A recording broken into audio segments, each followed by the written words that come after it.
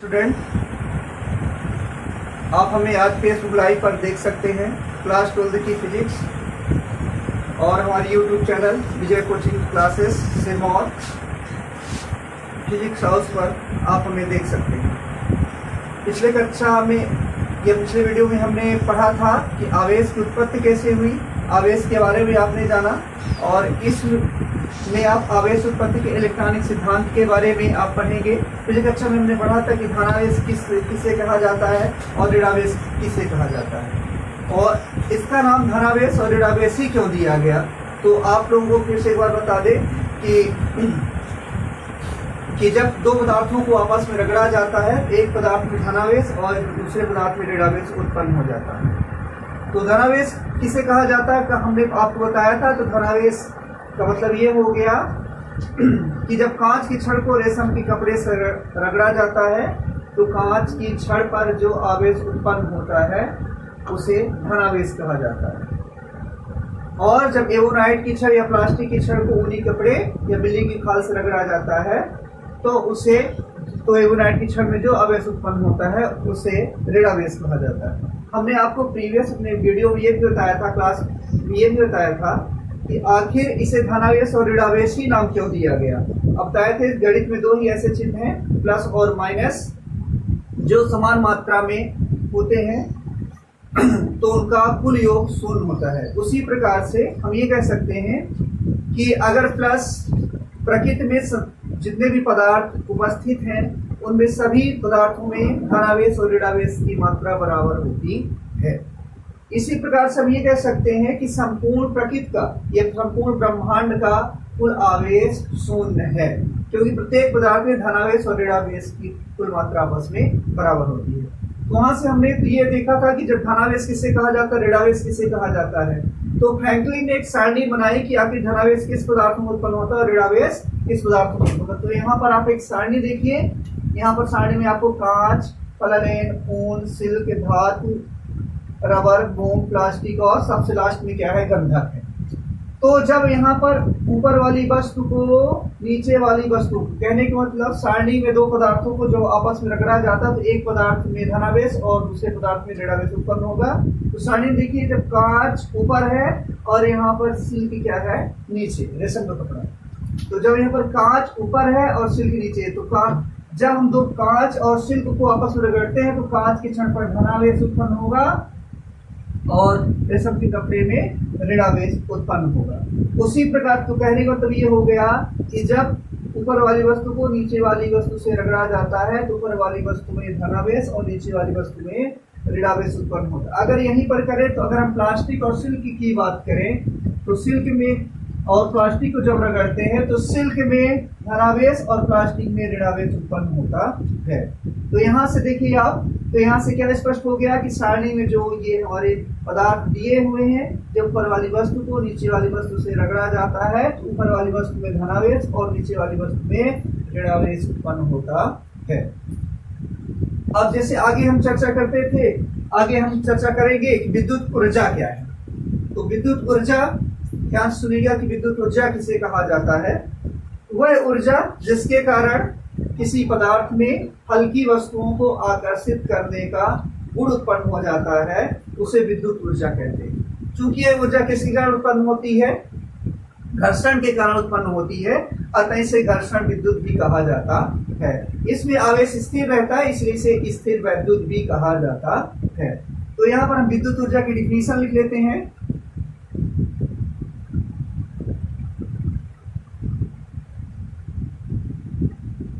एक बार आपको फिर बताते हैं कि आप हम ये फेसबुक लाइव पर देख सकते हैं क्लास 12 की फिजिक्स।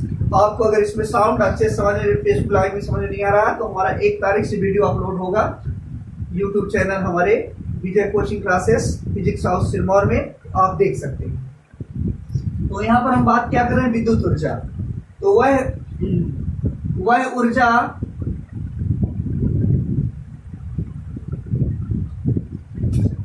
जिसके कारण किसी पदार्थ में हल्की वस्तुओं को आकर्षित करने का गुण उत्पन्न हो जाता है,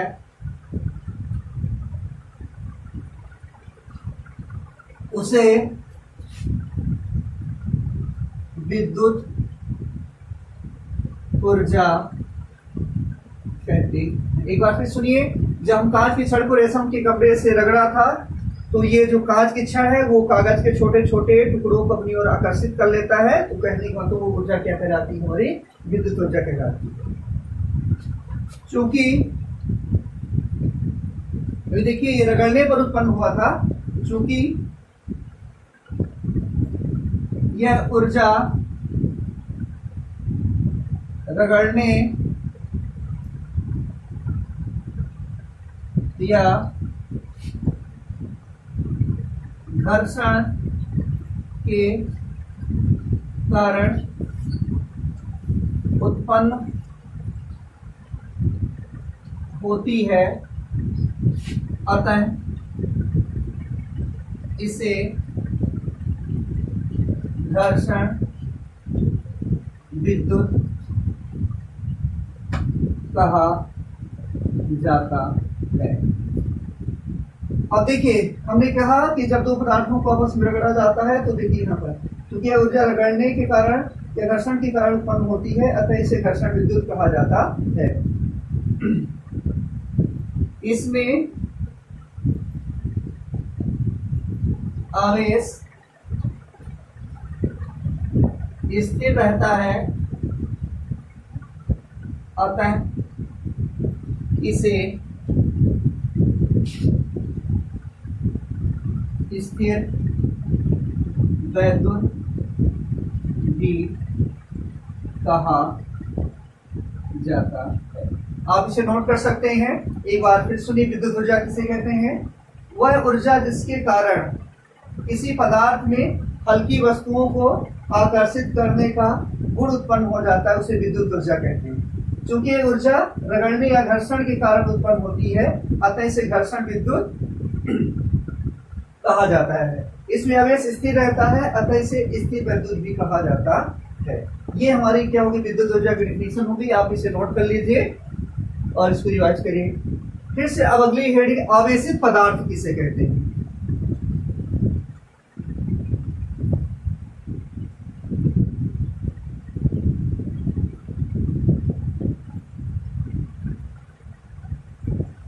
तो आवेशित पदार्थ जैसे हमने बताया था, ये कांच की छड़ या प्लास्टिक की छड़ है, इसको जब हमने कपड़े से रगड़ा तो इस पर आवेश उत्पन्न हुआ, तब इसे हम क्या कहेंगे? आवेशित पदार्थ।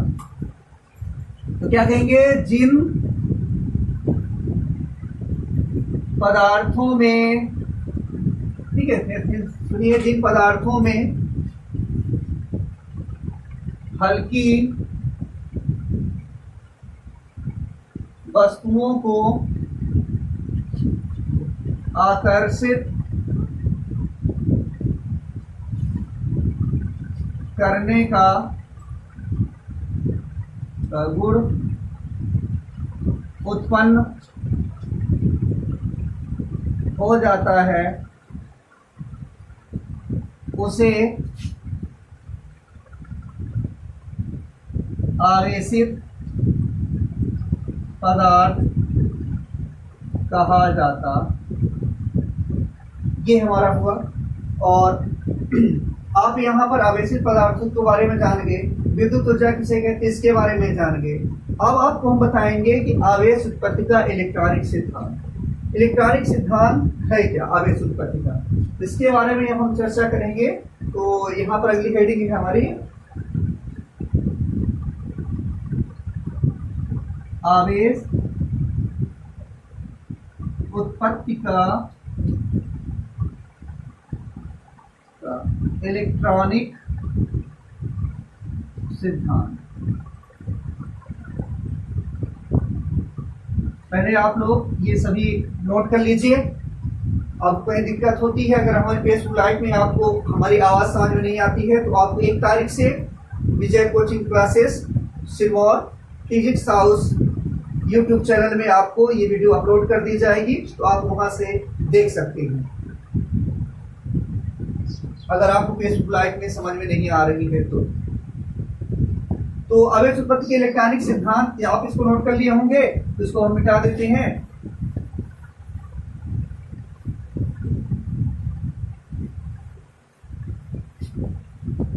आगे की जो फिजिक्स बहुत मजेदार होने वाली है, अगली क्लास बहुत मजेदार होने वाली है, क्योंकि अब यहाँ से हम आवेश उत्पत्ति के इलेक्ट्रॉनिक सिद्धांत के बारे में जो जानकारियां हैं आपको पता चल जाएगी, जिसके कारण आप फिजिक्स जो अगली क्लास आप पढ़ेंगे तो आपको बहुत मजा आएगा। क्योंकि इलेक्ट्रॉन थ्योरी है जिस पर पूरी फिजिक्स डिपेंड करती है, विद्युत उस पर डिपेंड करता है। तो आप लोग जानते हैं कि कोई भी पदार्थ है, पहले पदार्थ में अणु की खोज हुई, अणु के बाद परमाणु की खोज हुई, नाभिक की खोज हुई। तो सबसे पहले आप ध्यान से सुनिएगा कि आप लोग जानते हैं पदार्थ कई प्रकार से अणुओं से मिलकर बना होता है, कई अणुओं से मिलकर बना होता है, और अणु कई परमाणु से मिलकर क्या होता बना होता है। और परमाणु का जो समस्त भार होता है उसके नाभिकी पर केंद्रित होता है, उसके केंद्रीय भाग पर केंद्रित होता है, जिसे हम क्या कहते हैं, नाभिक कहा जाता है। तो जैसे मान लीजिए कि ये कोई पदार्थ का कोई क्या है, परमाणु है, और ये नाभिक पर आप जानते हैं प्रोटॉन और न्यूट्रॉन, प्रोटॉनों पर धनावेश और इलेक्ट्रॉन जो होते हैं इसके चारों ओर इलेक्ट्रॉन पर ऋणावेश होता है। ये इलेक्ट्रॉन जो होते हैं नाभिक के चारों ओर क्या करते हैं, चक्कर लगाते हैं। फिर सुनिएगा हम क्या कह रहे हैं कि आवेश उत्पत्ति के इलेक्ट्रॉनिक सिद्धांत के बारे में हम पढ़ें कि आवेश उत्पत्ति आखिर कैसे उत्पन्न होता है, इलेक्ट्रॉनिक सिद्धांत के अनुसार हम पढ़ेंगे। तो यहाँ पर देखिए, आप लोग जानते हैं पदार्थ अणुओं से मिलकर बना होता है, अणु एक या एक से अधिक परमाणुओं से मिलकर बना होता है। और जो परमाणु का समस्त भार जो होता है उसके केंद्रीय भाग पर केंद्रित होता है, जिसे क्या कहते हैं, नाभिक कहा जाता है। नाभिक में दो प्रकार के कण जाते हैं, प्रोटॉन और न्यूट्रॉन पाए जाते हैं। प्रोटॉनों पर धनावेश होता है, जबकि न्यूट्रॉनों पर कोई आवेश नहीं होता है। इलेक्ट्रॉन इसके चारों चक्कर लगाते हैं। और अब आपको ध्यान में यहाँ पर यह बात रखनी है, आपके दिमाग में आना चाहिए, अरे भाई इलेक्ट्रॉन ही क्यों चक्कर लगा रहे हैं, प्रोटॉन चक्कर क्यों नहीं लगा रहा है। आपके दिमाग में ये बात आनी चाहिए कि इलेक्ट्रॉन ही क्यों चक्कर लगाता है, प्रोटॉन क्यों चक्कर नहीं लगाता। तो इसका कारण यह है कि प्रोटॉन काफी भारी होता है और इलेक्ट्रॉन बहुत हल्का होता है। कितने गुना भारी होता है प्रोटॉन, आप नोट कर लीजिए, इसको ध्यान से रखिएगा, आप उसको दिमाग में रखिए। 1819 गुना प्रोटॉन क्या होता है, इलेक्ट्रॉन से भारी होता है, जिसके कारण प्रोटॉन स्थिर रहता है और इलेक्ट्रॉन क्या होता है, गति करता है, इलेक्ट्रॉन हल्का होता है। प्रकृति ने ऐसा नियम बनाई है कि जिसमें कम ऊर्जा की आवश्यकता होती है वो ज्यादा गतिमान रहता है, गति करता है, और जिसमें ज्यादा ऊर्जा की आवश्यकता होती है वो गति नहीं करे। यहाँ पर देखिए, प्रोटॉन में अगर इसको गति करना है तो ज्यादा ऊर्जा की आवश्यकता होगी, लेकिन इलेक्ट्रॉन को कम ऊर्जा की आवश्यकता होगी, जिसके कारण इलेक्ट्रॉन क्या होता है, गति करता रहता है। अब फिर से यहाँ पर देखिए, हम फिर से बता रहे हैं कि पदार्थ जो होता है अणुओं से मिलकर बना होता है, अणु परमाणुओं से मिलकर बना होता है, और परमाणु का समस्त भाग उसके केंद्रीय भाग पर केंद्रित होता है, जिसे क्या कहते हैं, नाभिक। नाभिक में दो प्रकार के कण पाए जाते हैं, प्रोटॉन और न्यूट्रॉन। प्रोटॉनों में धनावेश होता है, न्यूट्रॉन में कोई आवेश नहीं होता है, और इलेक्ट्रॉन नाभिक के चारों विविध स्थित कक्षाओं में क्या लगाते हैं, चक्कर, और इलेक्ट्रॉनों पर ऋणावेश होता है। लेकिन यहाँ पर भार में तो ठीक है, प्रोटॉन भारी है और इलेक्ट्रॉन हल्का है, लेकिन यहाँ पर आप एक बात ध्यान में रखने वाली बात है, एक प्रोटॉन में जितना धनावेश होता है उतना ही एक इलेक्ट्रॉन पर ऋणावेश होता है। अगर उदाहरण के तौर पर हम कह दें कि प्रोटॉन पर 5 धनावेश है, 5 कूलम धनावेश है, तो इलेक्ट्रॉन पर भी क्या होगा, -5 कूलम आवेश होगा। आप देखिए, दोनों को योग कर दे तो क्या हो जाएगा, 0 हो जाएगा। तो आपको यहाँ पर मजेदार क्या चीज मिल गई कि ब्रह्मांड में, विश्व में सभी वस्तुओं का कुल आवेश क्या होता है, 0 होता है। आपको ये बातें ध्यान में रखनी पड़ेगी। ब्रह्मांड का अगर आपसे कोई पूछ लिया विश्व का, संसार का कुल आवेश क्या है, तो आप क्या कहेंगे, ब्रह्मांड का कुल आवेश क्या है, 0। अब यहाँ पर देखिए, फिर से आगे चर्चा करते हैं कि जैसे मान लीजिए कोई पदार्थ धनावेशित और ऋणावेशित कैसे हो गया, आपको हम इलेक्ट्रॉन थ्योरी के अनुसार बताते हैं। जैसे मान लीजिए एक ये पदार्थ है, इसमें 2 इलेक्ट्रॉन ये है और एक ये पदार्थ है। जब इसको घर्षण किया, इसमें फंस गया, इसको हम बल लगाकर खींचे, जब इसको खींचते हैं तो एक इलेक्ट्रॉन निकल कर इसमें आ जाएगा, या ये भी हो सकता है कि इलेक्ट्रॉन टूटकर इसमें चला जाए। तो जिस पदार्थ में इलेक्ट्रॉनों की अधिकता हो जाती है, जैसे इसको हमने क्या किया, ये इलेक्ट्रॉन है, इस पदार्थ में ये चला गया, ये पदार्थ क्या हो गया, ऋणावेशित। और जिसमें इलेक्ट्रॉनों की कमी हो गई, वो पदार्थ क्या होता है, धनावेशित हो जाता है। आप इसको अच्छे से नोट कर लीजिए। जब 2 पदार्थों को आपस में रगड़ा जाता है तो एक पदार्थ से इलेक्ट्रॉन निकलकर दूसरे पदार्थ में क्या होते चले जाते हैं। तो जिस पदार्थ से इलेक्ट्रॉन निकलते हैं उसमें कमी होती है इलेक्ट्रॉनों की, तो पदार्थ क्या हो जाता है, धनावेशित। और जिसमें इलेक्ट्रॉन बैठ जाते हैं, जिसके साथ चले जाते हैं, तो वो पदार्थ क्या हो जाता है, ऋणावेशित। अब आपको एक और बात आ गई कि अगर मान लीजिए इलेक्ट्रॉन है, इस पदार्थ पर ये बैठ गया, तो क्या ये पदार्थ जो है हमारा, तो क्या इसका द्रव्यमान बढ़ेगा, क्या इसका द्रव्यमान बढ़ जाएगा? तो आपके दिमाग में डायरेक्टली बात आनी चाहिए कि इलेक्ट्रॉन का द्रव्यमान होता है, तो जब ये किसी पदार्थ में बैठेगा तो उस पदार्थ का द्रव्यमान भी क्या हो जाएगा, बढ़ जाएगा। आपको हमेशा यहाँ पर बात ध्यान में रखनी होगी कि जब 2 पदार्थों को आपस में रगड़ा जाता है तो एक पदार्थ से इलेक्ट्रॉन निकलकर दूसरे पदार्थ में चले जाते हैं, जिसके कारण पहले पदार्थ में इलेक्ट्रॉन की कमी, जब उसमें इलेक्ट्रॉन की कमी होगी तो पदार्थ क्या हो गया, धनावेशित। और दूसरा पदार्थ क्या होता है, कहने का मतलब जिसमें इलेक्ट्रॉन चले गए हैं, जिस पर इलेक्ट्रॉन बैठ गया है, वो पदार्थ क्या हो जाता है, ऋणावेशित हो जाता है। अब जैसे यहाँ पर हम फिर से, और यही इलेक्ट्रॉन क्या होते हैं, किसी पदार्थ के आवेशित या अनावेशित होने के लिए क्या होते हैं, जिम्मेदार होते हैं। आपको एक बार फिर से याद दिला दे, आपको ध्यान में रखना होगा कि संसार के प्रत्येक पदार्थ में जितने भी पदार्थ हैं, प्रत्येक पदार्थ में धनावेश की मात्रा और ऋणावेश की कुल मात्रा आपस में बराबर होती है। जब ये दोनों बराबर होती है, कहने में एक पदार्थ जैसे इसमें जितना धनावेश होगा उतना ही ऋणावेश होगा, जिसके कारण ये विद्युत रूपेण क्या होगा, उदासीन होगा। जब उदासीन होगा तो कहने संसार का, ब्रह्मांड का संपूर्ण धना, कहने को आवेश क्या हो गया, शून्य हो गया। फिर से हम चर्चा करते हैं। अब आते हैं इलेक्ट्रॉन थ्योरी पर। हमने क्या बताया था कि प्रत्येक पदार्थ, इसको आप नोट कर लीजिए, हमारी बातों को अच्छे से ध्यान से सुनिए। आप इसको नोट कर सकते हैं, आप उसको बार बार ध्यान से सुनकर आप अच्छे से इसको नोट कर सकते हैं। अगर आप फेसबुक लाइव में आपको ये आवाज समझ में नहीं आ रही है तो आप हमारे यूट्यूब चैनल पर आप देख सकते हैं। 1 तारीख से हमारे यूट्यूब चैनल पर Vijay coaching classes Sirmaur physics house के नाम से आप देख सकते हैं। आपको पार्ट बाय पार्ट आपको उस पर अपलोड किया जाएगा, आप देख सकते हैं। कैसे देखिए, अब यहाँ पर हम क्या चर्चा कर रहे थे कि आवेश उत्पत्ति का इलेक्ट्रॉनिक सिद्धांत है क्या। हम आपको एक बार फिर से बता देते हैं कि कोई भी पदार्थ है कई अणुओं से मिलकर बना होता है, और अणु कैसे परमाणुओं से मिलकर क्या होता है, बना होता है। और परमाणु का समस्त जो भार होता है उसके केंद्रीय भाग पर केंद्रित होता है, जिसे क्या कहते हैं, नाभिक। नाभिक में 2 प्रकार के कण पाए जाते हैं, प्रोटॉन और न्यूट्रॉन। प्रोटॉनों में धनावेश होता है, जबकि न्यूट्रॉनों में किसी भी प्रकार का आवेश नहीं पाया जाता, अर्थात विद्युत रूपेण उदासीन होता है। इलेक्ट्रॉन जो होते हैं नाभिक के चारों विभिन्न स्थित कक्षाओं में क्या लगाते हैं, चक्कर लगाते हैं, और इन प्रत्येक इलेक्ट्रॉनों पर ऋणावेश होता है। प्रत्येक इलेक्ट्रॉन पर ऋणावेश की मात्रा परिमाण में प्रत्येक प्रोटॉन की धनावेश की मात्रा क्या होती है, आपस में बराबर होती है। इसके अतिरिक्त प्रत्येक परमाणु में जितना इलेक्ट्रॉन होगा उतना ही क्या होगा, प्रोटॉन होगा। तो यहाँ पर हम देखते हैं कि प्रत्येक पदार्थ में इलेक्ट्रॉन धनावेश की कुल मात्रा ऋणावेश की कुल मात्रा की आपस में क्या होती, बराबर होती है, जिसके विद्युत रूपेण क्या होता है, वो पदार्थ उदासीन होता है। अब यहाँ पर एक समझ और बात है कि इलेक्ट्रॉन है, ये माइनस है और ऋण, आपको हम पहले बता दिए, प्लस और माइनस में क्या होता है, आकर्षण होता है। तो जो इलेक्ट्रॉन नाभिक के निकट स्थित कक्षाओं में चक्कर लगाते हैं उनमें प्रोटॉनों और इलेक्ट्रॉनों के मध्य लगने वाला आकर्षण बल अधिक होता है, जिसके कारण प्रोटॉन और धनावेश इन इलेक्ट्रॉनों को बाध्य इलेक्ट्रॉन कहा जाता है। जैसे जैसे इन इलेक्ट्रॉनों की नाभिक से दूरी बढ़ती जाती है, जैसे जैसे इलेक्ट्रॉनों की नाभिक से दूरी बढ़ती जाती है, इस पर लगने वाला आकर्षण बल का मान कम होता जाता है। जैसे समान सी बात है, जैसे जैसे हम दूर जाएंगे आकर्षण बल का मान क्या होता जाएगा, कम होता जाएगा।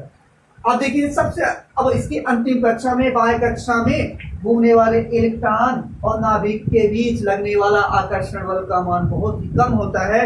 अतः इसे बाह्य ऊर्जा की सूक्ष्म मात्रा से ही रगड़ दिया या कि किसी और ऊर्जा दे दिया, इनके ये इलेक्ट्रॉन गतिशील हो जाते हैं, अर्थात अपने कक्षा को छोड़कर गतिशील हो जाते हैं, मुक्त हो जाते हैं। और यही मुक्त इलेक्ट्रॉन किसी पदार्थ के आवेशित होने के लिए जिम्मेदार होते हैं। ये हमारा इलेक्ट्रॉन थ्योरी है, आप इसको नोट कर सकते हैं हमारी बातों को ध्यान से। तो आप इसको नोट करना चाहें तो इसको हम नोट कर सकते हैं।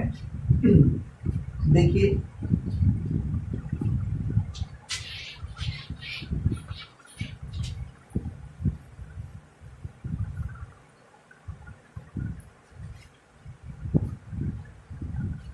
आप इसको ध्यान से आप इसको लिख सकते हैं,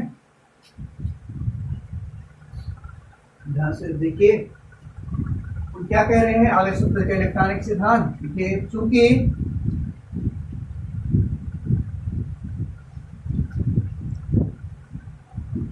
हम जानते हैं कि प्रत्येक पदार्थ अणुओं से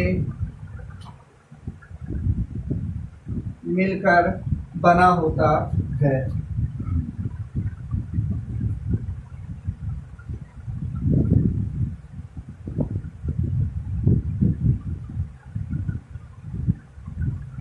ठीक है, क्योंकि हम जानते हैं कि प्रत्येक पदार्थ अणुओं से मिलकर बना होता है। प्रत्येक अणु एक या एक से अधिक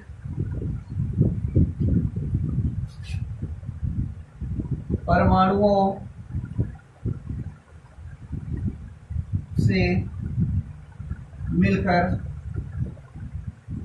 बना होता है। ठीक है, आप इसको नोट करते रहिए। बना होता है प्रत्येक परमाणु का समस्त भार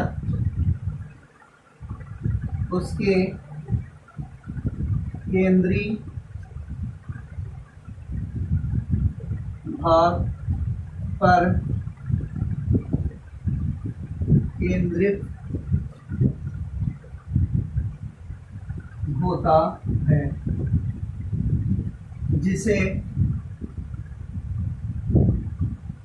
नाभिक कहते हैं। जिसे नाभिक कहते हैं। नाभिक में दो प्रकार के कण पाए जाते हैं। पहला प्रोटॉन और दूसरा न्यूट्रॉन। प्रोटॉनों पर धनावेश होता है, जबकि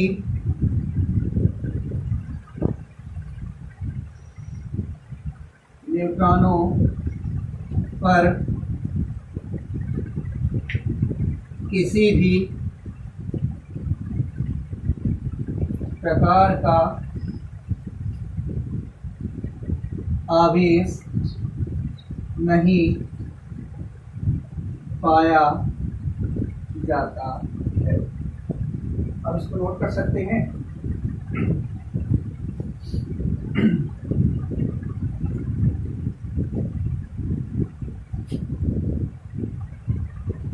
नाभिक के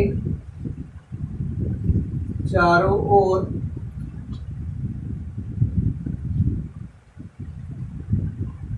इलेक्ट्रॉन विभिन्न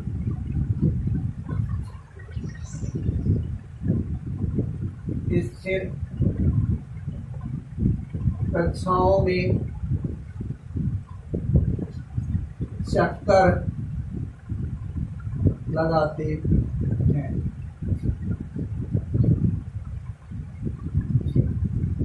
इलेक्ट्रॉनों में ऋणावेश होता है। प्रत्येक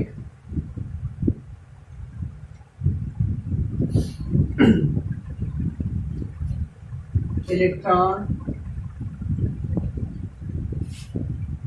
पर ऋणावेश की मात्रा परिमाण में प्रत्येक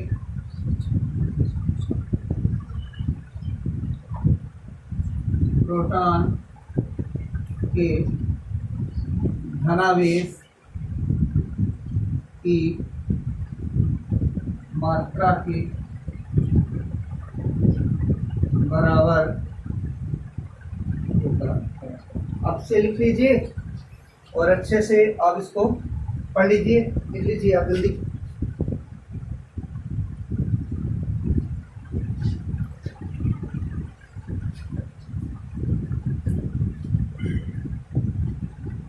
इसके अतिरिक्त प्रत्येक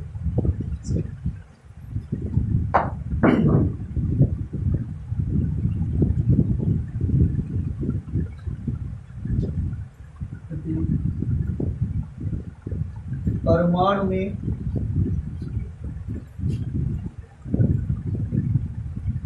धनावेश की कुल मात्रा ऋणावेश की कुल मात्रा के बराबर होता, जिसके कारण प्रत्येक परमाणु विद्युत रूपेण उदासीन। ये आप इसको नोट कर लीजिए जल्दी से।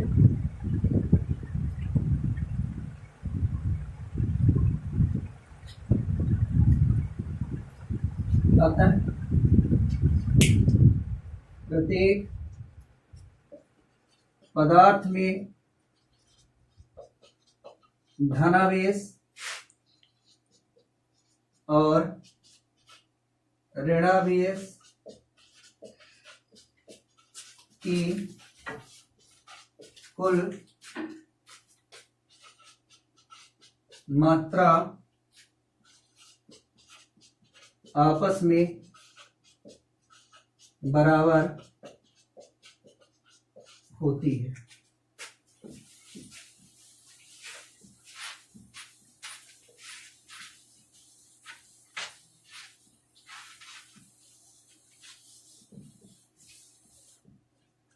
ठीक है, इतना हो गया। जिसके कारण वह पदार्थ विद्युत रूपेण उदासीन होता है। इसमें देख रहे हैं जो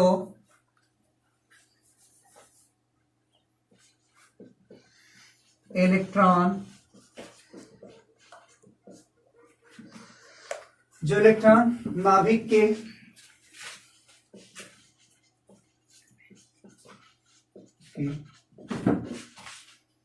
निकट कक्षाओं में घूमते हैं उन्हें बद्ध इलेक्ट्रॉन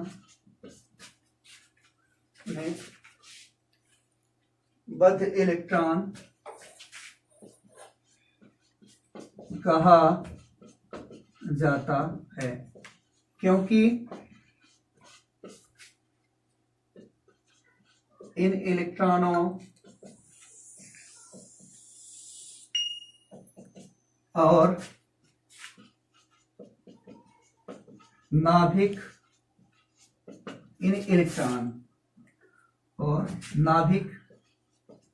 के बीच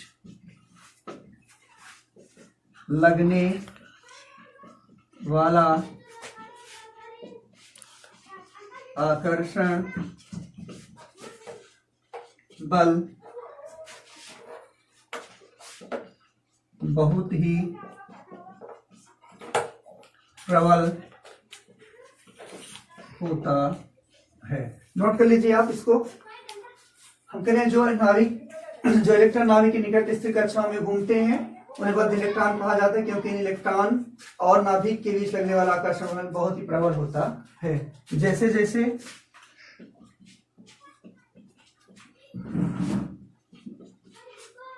इलेक्ट्रॉनों की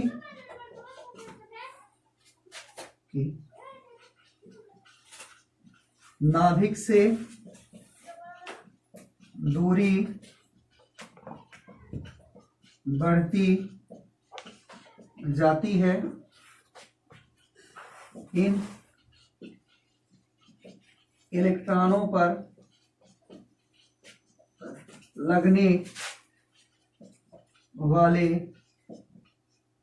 आकर्षण बल का मान कम होता जाता है।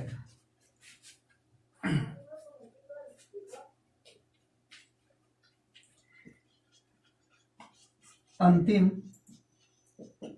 कक्षा में चक्कर लगाने वाले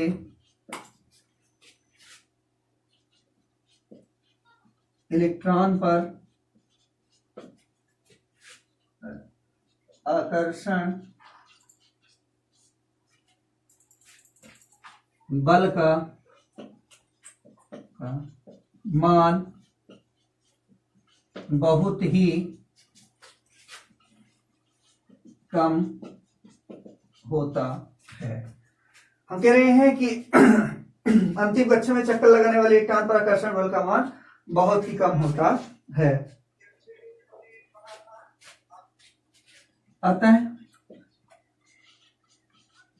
बाह्य ऊर्जा की, आप लोग नोट कर लीजिए इसको जल्दी से, कहीं दिक्कत होगी तो आप हमें कमेंट कर दीजिएगा। आपको अगर फेसबुक लाइव में आवाज आपको समझ में नहीं आ रही होगी तो आप हमारे यूट्यूब चैनल पे आप देख सकते हैं। 1 तारीख से ये वीडियो अपलोड किए जाएंगे फेसबुक में, आप इसको देख सकते हैं अच्छे से। हम कह रहे हैं बाह्य बहुत ही कम होता है बाह्य ऊर्जा की सूक्ष्म मात्रा से ही ये इलेक्ट्रॉन गतिशील हो जाते हैं, इलेक्ट्रॉन मुक्त हो जाते हैं। ठीक है, मुक्त हो जाते हैं।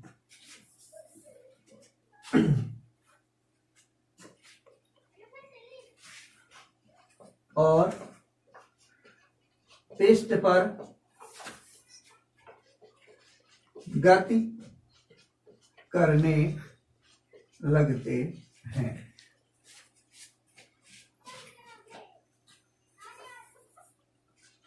इन इलेक्ट्रॉनों को मुक्त इलेक्ट्रॉन कहा जाता है। यही मुक्त इलेक्ट्रॉन पदार्थ के आवेशित होने के लिए जिम्मेदार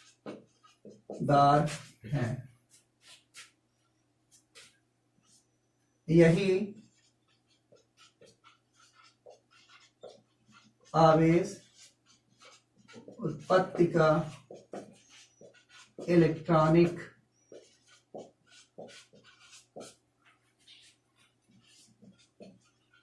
सिद्धांत।